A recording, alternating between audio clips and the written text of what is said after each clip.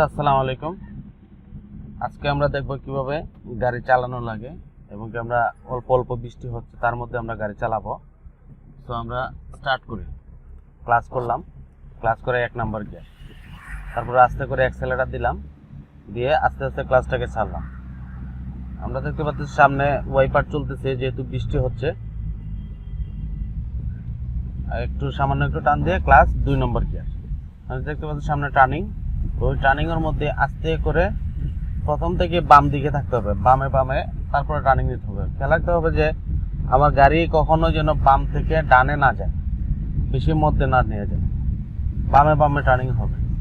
আমরা এখন থেকে ফলো রাখবো যে সামনে ট্রাক দেখা যাচ্ছে, তার আগে কি আছে ওইটা দেখে তারপরে আমাদেরকে এই জায়গাটা ওভারটেক করতে হবে।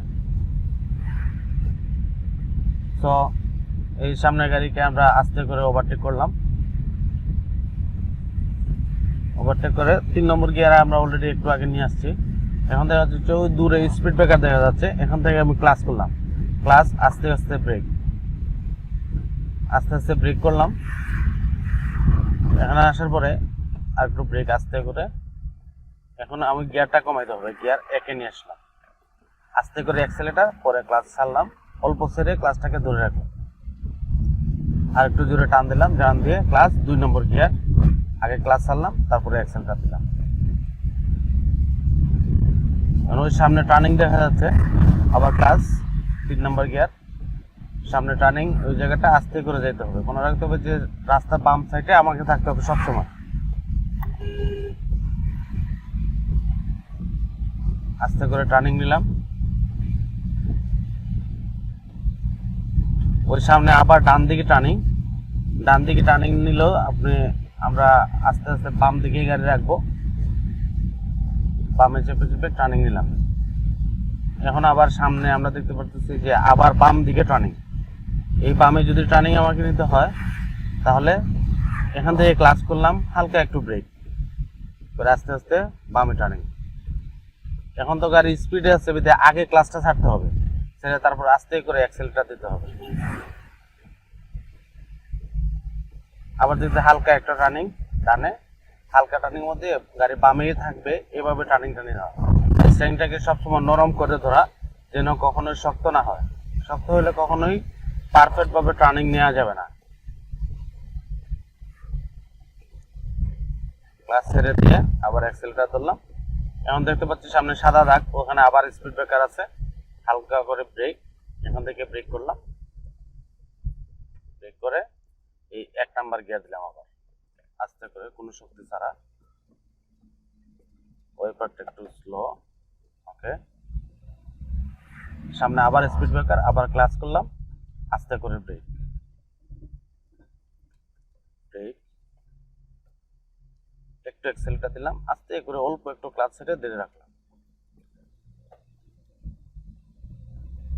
আবার ক্লাস 2 নম্বর গিয়ার, আস্তে করে ক্লাস ছাড়লাম, ক্লাস এলে আস্তে করে অ্যাক্সেলারেটর, আবার ডানে টার্নিং, ডানে গাড়ি বাম দিকেই থাকবে, ক্লাস 3 নম্বর গিয়ার, গাড়ি বামেই থাকবে, বামে বামে করেই আস্তে করে আমরা টার্নিং নিলাম। আমরা দেখতে পাচ্ছি যে গ্লাস আবার গোলা হয়ে যাচ্ছে, বিদায় ওয়াইপারটা একটু ছেড়ে দেই, আবারটা বামে টার্নিং, আস্তে করে। আচ্ছা, এখানে আবার স্পিড ব্রেকার, এই আস্তে করে ব্রেক, দূরে থেকে ব্রেক করতে হবে।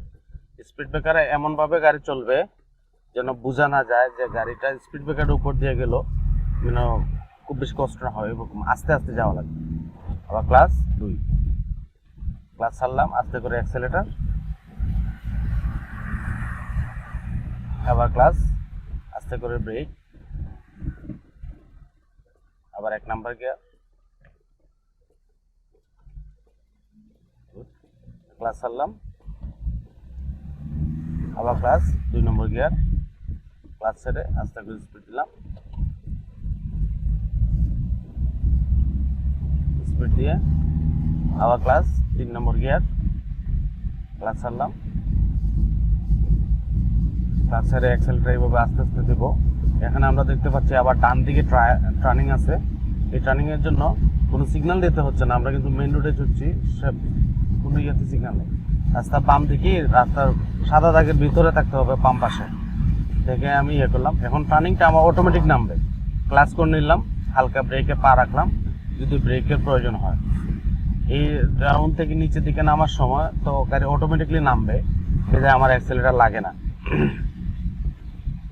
এখন এখান থেকে আমরা বামে যাব। এই বামে যাওয়ার জন্য আমাকে সিগন্যাল দিতে হবে। সিগন্যাল দিলাম, বামে ইন্ডিকেটর দিলাম। এই বামে ক্লাসে পুরো পা থাকবে, ব্রেকেও থাকবে। এখন আমার আগে গিয়ারটা ছিল 3 নম্বর গিয়ার, কারণ আমার গাড়িটা অনেক স্লো হয়ে গেছে, বেঁধে আমি এখন 1 নম্বর গিয়ারে দিচ্ছি। 1 নম্বর গিয়ার, অল্প ক্লাচ ছেড়ে সামান্য অ্যাক্সেলেটার দিলাম, গাড়িটা আস্তে আস্তে চলতেছে। সিগন্যালটা অফ করলাম, যেহেতু রাস্তা আমার সোজা হয়ে গেছে। ক্লাস 2, আবার ক্লাচ ছাড়লাম, আস্তে আস্তে অ্যাক্সেলটা দিচ্ছি। আবার সামনে স্পিড ব্রেকার আছে, ওখানে ক্লাচ করলাম, আস্তে আস্তে ব্রেক, এই ব্রেক করলাম, 1 নাম্বার গিয়ার। গাড়িটা যদি স্লো হয়েছে, যদি একদম স্লো হয়ে যায় তখন 1 নাম্বার গিয়ার দিতে হবে। গাড়িটা যদি খুবই স্লো হয় তাহলে 1 নাম্বার গিয়ার দিতে হবে, কেননা 1 নাম্বার গিয়ারে সবচেয়ে বেশি শক্তি পাওয়া যায়। মানে অনেক যে শক্তি থাকে, যত যে কোনো জায়গায় থাকুক 1 নাম্বার গিয়ারে ওই জায়গাটা চলবে, শক্তি পাওয়া যাবে বেশি। যেটা স্লো হয়ে গেলে, দাঁড়ায় গেলে 1 নাম্বার গিয়ার। 1 নাম্বার গিয়ারতে আমি আবার চলা শুরু করলাম। আমরা দেখতে পাচ্ছি ডানে টার্নিং, ক্লাস, সেকেন্ড গিয়ার, 2 নম্বর গিয়ার। এই বামেই টার্নিং হবে, আমরা আস্তে আস্তে ডানে যাব। আবার সামনে বামে টার্নিং, ডান পাশে একটা মোটরসাইকেল পেতে আমরা হর্ন দিলাম, আবার ক্লাস করলাম। এখন ডানে একটা সিএনজি পাম্প আছে, আমরা ওখানে যাবো, গিয়ে তারপর গ্যাস নেব। এখানে স্পিড ব্রেকার আছে, ক্লাস করলাম, 1 নাম্বার গিয়ার। আমরা দেখতে পাচ্ছি একটা ডানে একটা গাড়ি বাইর হইতেছে ওখান থেকে, আমরা এখন ওর মধ্যে দিয়ে যাব। ক্লাস, হাত দিয়ে এইভাবে আস্তে করে স্টিয়ারিংটা নিয়ে আবার এই নিয়ে আসলাম।